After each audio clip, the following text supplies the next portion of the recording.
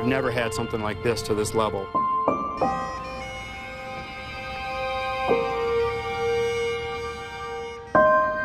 Thinking back to the events of that day, and I don't know how I survived that. Those first couple days, I had never, ever felt so lonely in my life. It didn't matter how many people were here or what people were doing for me. I was alone. A very dear and amazing friend in person. The Sun Prairie Fire Department lost a captain. And Abby, we will be with you forever. Abby Barr lost a husband. I remember those couple days after looking at my future and being like, all I see is a big black hole. Almost safe to say that, kind of in a way, I also died that day. And ever since then, I'm trying to rebuild what my life is going to be from here on forward. Grappling with holding on and letting go, Abby's courage has pushed her forward to rebuild her life, with grief lingering through the process. Abby's loss is shared with her 4-year-old daughters, Aubrey and Haley. You're a cool chick. Them not being able to know him makes me angry and just tears me apart. It's not fair, because those are two of the most beautiful girls I have ever met in my life. And why they got robbed of a father, I'm not sure. Sam, I am. Mommy, what's his name? Corey lives on in these beautiful little faces, one of Abby's biggest blessings. Come on, Haley. Her strength has grown from being a single mom. His wife, Abby, is here. And so has Corey's memory. Round of applause for the marvelous. I mean, for me, going to those things brought me comfort and made me feel closer to him. She carries Corey with her everywhere, whether if it's playing with the girls, going to her favorite workout class, or having just a simple day to be sad.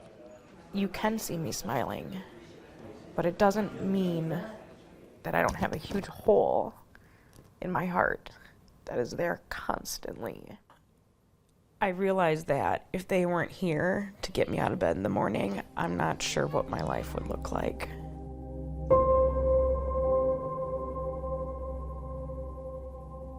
Sam, I am. No, this one's Sam. I strongly believe suffering in silence is not the way to go. If I can speak out to it and people can take away from that, then that will give me purpose and fulfillment. It's not just Abby's loss, and that is the reason the twins and Abby are surrounded with incredible amounts of love and support.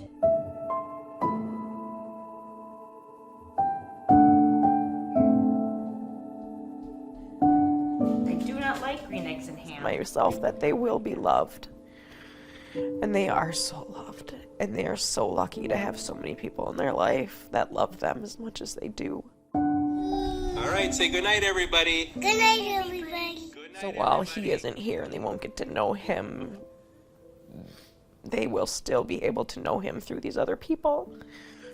I love you. And they will still get so much love, it's going to be ridiculous. I love you too.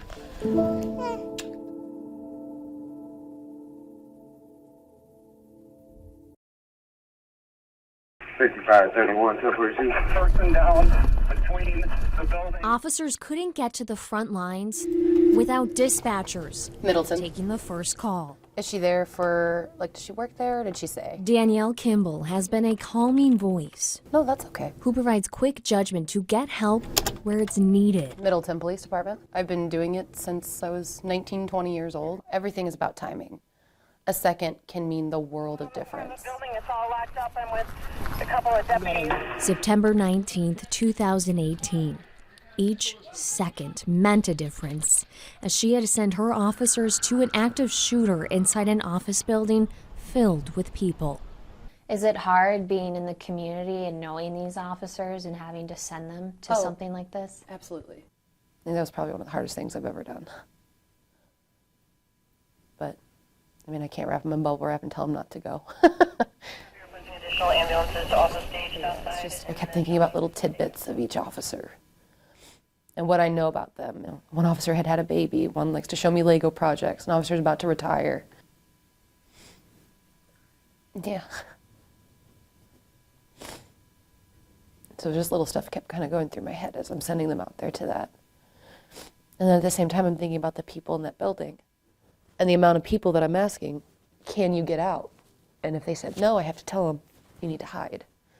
Drop that gun now! The person behind the voice that comforts people in crisis found herself not knowing what to expect.